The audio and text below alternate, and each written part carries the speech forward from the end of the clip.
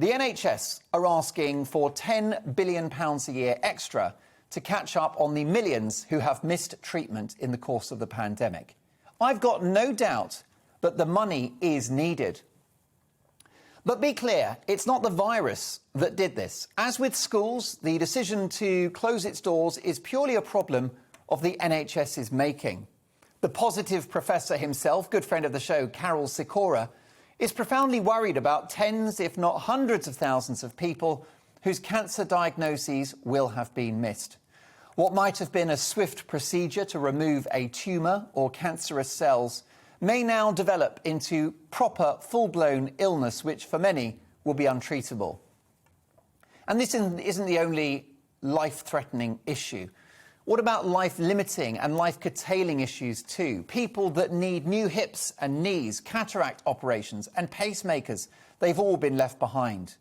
The medical toll of the NHS's decision to become the national COVID service, including chaining the doors of GP surgeries shut, is one decision that we'll be coming to terms with for years, if not decades to come.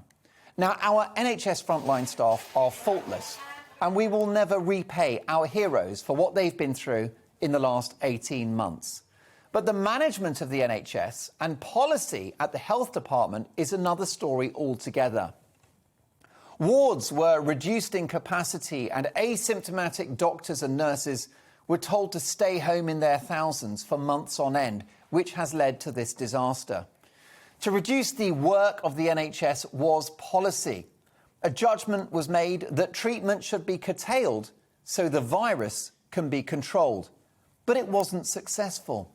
Hospital COVID infections have been a huge source of transmission in the country. Back in March this year, The Guardian reported as follows. Almost 41,000 people were likely infected with COVID in hospital in England whilst being treated for another reason. The Guardian also reports that thousands died as a result of a hospital COVID infection. So contain the virus we did not, but curtail other health treatments we did. And with a waiting list in excess of 12 million people, don't tell me that many more lives won't be shortened and lost as a result of this policy. Aside from the now inflated national debt, an ensuing mental health crisis, a damaged economy and wrecked lives, perhaps the real scandal of this pandemic will be the non-COVID death toll. A decision was made to stop the world for COVID, a nasty virus, yes, but one non-fatal to the vast majority of the population, thereby neglecting far worse diseases like cancer, heart disease and diabetes. We got our priorities wrong. We got the policy wrong. And an extra 10 billion quid a year won't make any of this right. Extra money will be needed, not just in the NHS, but in every major department of state. Where will we find that money? After months of economic damage from lockdowns, do you see the problem here? We're seeking more money from a smaller economy, and one that's now far more heavily leveraged. And many of the voices calling for more cash, ironically, are some of the biggest lockdown cheerleaders. Sorry, folks, you can't have it both ways.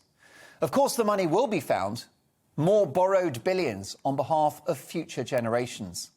But extra cash for the NHS will be nothing more than a sticking plaster on the wound that we chose to inflict on ourselves. It's enough to make you sick. Now, he's no John Travolta, but Michael Gove has held some of the highest offices of state in the country. And before that, he had a distinguished career as a print journalist. Love him or hate him, you can't say that Michael Gove isn't an intelligent and talented guy. In fact, this versatile character could probably turn his hand to anything except perhaps an appearance on Strictly.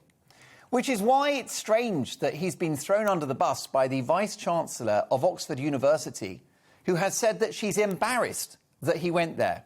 It seems his crime, as well as being right of centre, which will never play well in a higher education setting, was his remarks during the run-up to the Brexit referendum, in which he said that the public had had enough of experts. Here's the interview. I think the people in this country have had enough of experts with organisations from acronyms. The people of this country have had enough of experts. From organisations with acronyms saying that they know what is best and getting it consistently wrong. Apparently, these honest remarks, perhaps born out of what he'd been hearing on the doorstep as he campaigned, are deeply offensive to these smug, job-for-life academics, many of whom know precious little about the real world. Gove's frankness about so-called experts was received with public opprobrium by a media hell-bent on stitching up the referendum results. But it wasn't to be. A majority of people voted to leave and the experts were wrong. In a sustained campaign of what's now known as Project Fear, which has been neatly reappropriated for the pandemic, we were told by a litany of experts, the majority, I would suggest, that the economy would crash the day we left. There would be a run on the pound, high interest rates, a house market crash, mass unemployment, a flight of capital, and the disappearance of inward investment into the UK. Plus, the EU would never grant us a deal similar to the one we had as members. Well, who knew? None of those things happened. And not only do we have a comprehensive tariff-free, quota-free trade deal with the EU, control of our borders, our money and our laws, we are trade deals a go-go, not just with Brussels, but around the world, New Zealand, Australia, Japan. And notwithstanding the current froideur with Washington, mark my words, a US trade deal is coming too. Michael Gove was right to say that we'd had enough of experts, because experts are all well and good as long as they can be challenged about their views. Except that didn't happen before the referendum. They spoke with one voice. The experts were characterised as one homogenous group who all thought Brexit would be terrible. The parallels with the pandemic are uncanny. The experts in relation to the pandemic predicted that 500,000 deaths would happen. That was in March 2020. And that kind of junk, discredited modelling has shaped COVID policy for a year and a half. The experts have said that masks are highly effective at stopping the transmission of COVID and that lockdowns would save lives. Well, with one of the highest COVID death tolls in the world, how's that working out for you? In the end, there's no such thing as the experts, just as there's no such thing as the science.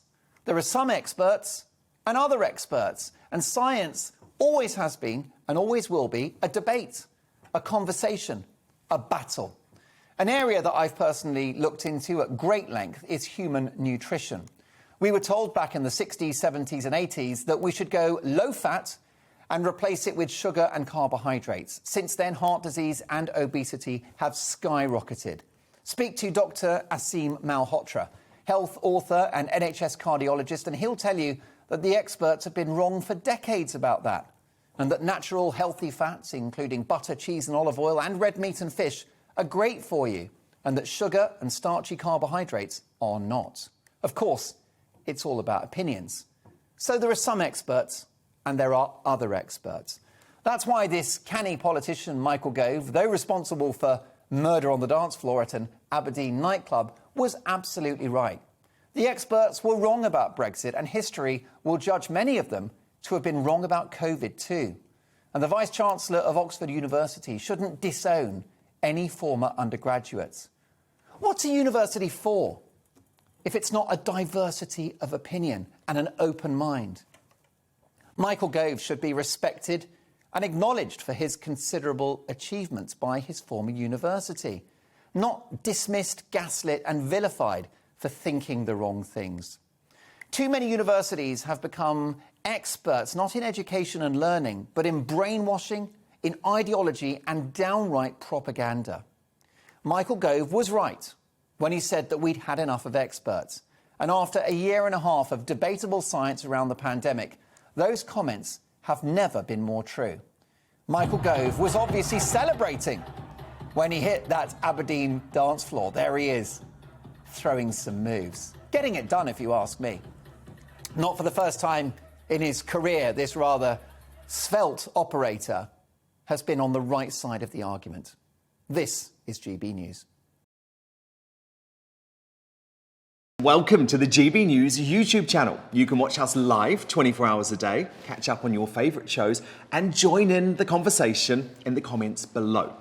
Don't forget to subscribe and you'll never miss any of our exclusive content.